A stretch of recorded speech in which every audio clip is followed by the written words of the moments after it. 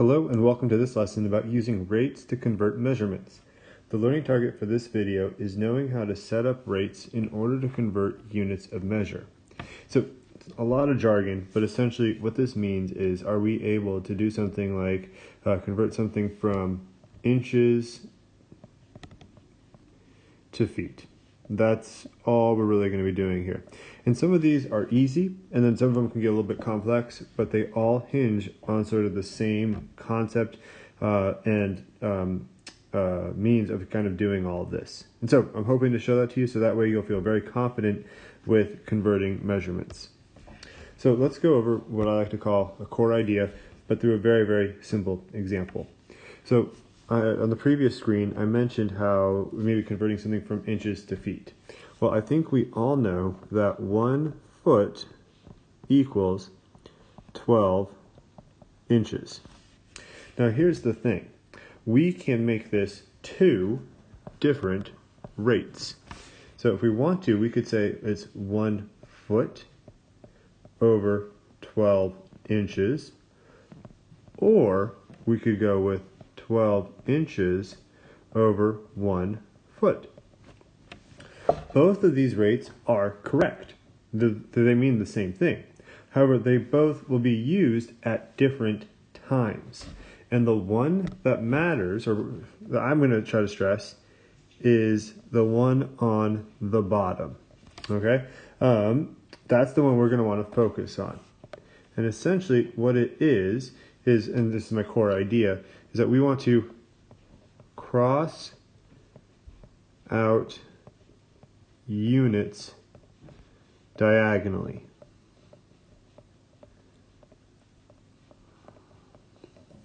So let me explain what I mean by that.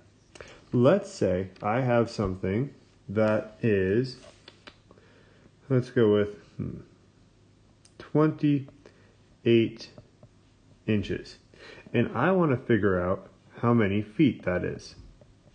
Well, what I'm going to do is use one of these two conversion rates. I have 1 foot over 12 inches, or I have 12 inches over 1 foot. Well, my goal here is to cross out the units diagonally. So what I'm going to do is I'm going to take this 28, I'm going to rewrite it with the unit this time, and put it over 1. So when I'm saying I want to cross things out diagonally, I'm going to times it by another rate, but I need inches to be down here. So that way they match up diagonally like that. So now I just go to whichever one of these has inches on the bottom, and that would be this one. So now I put 12 inches there, 1 foot there. And what this does is this kind of helps eliminate a lot of the guesswork. Which way is it supposed to be? Because as you can see, we're going to get a very different answer doing this. We'll get 28 over 12. That's far different than if we had it flipped, because if it was flipped, it would be 12 over 1, and then we'd be multiplying those two together. Very different numbers. Anyways, we work on simplifying this. And so 28 over 12, we can take out a 2. So that gives me 14 over 6. Actually, take out a 4. So take out another 2. You get 7 over 3. So 7 over 3, which is what? 2 1/3 feet. Perfect. And if we take a look at the units would also cancel out here. So that's why we want the inches diagonally, because now inches go away, and the only unit that's left in the problem is feet, which is ultimately what we want. Now, just going to go on a little digression. Some basic facts it helps to know. So for example, 1 foot equals 12 inches. We have 3 feet is equal to 1 yard. 1 inch roughly equals 2.54 centimeters. 4 quarts equals 1 gallon. 2 pints equals 1 quart. And 2 cups equal 1 pint. Now these are some of the basic measurements that we're going to need to be familiar with. Just remember, you can convert these to two different rates. And it really depends on the problem you have. So we have 1 over 12 or 12 over 1. 3 over 1 or 1 over 3. 1 over 2.54 or 2.54 over 1. 1 over 4, 4 over 1, 2 over 1, 1 over 2, and then same thing here, 2 over 1, 1 over 2. Just really depends on what type of problem we're dealing with here. So let's do a couple more examples and we'll call it a video.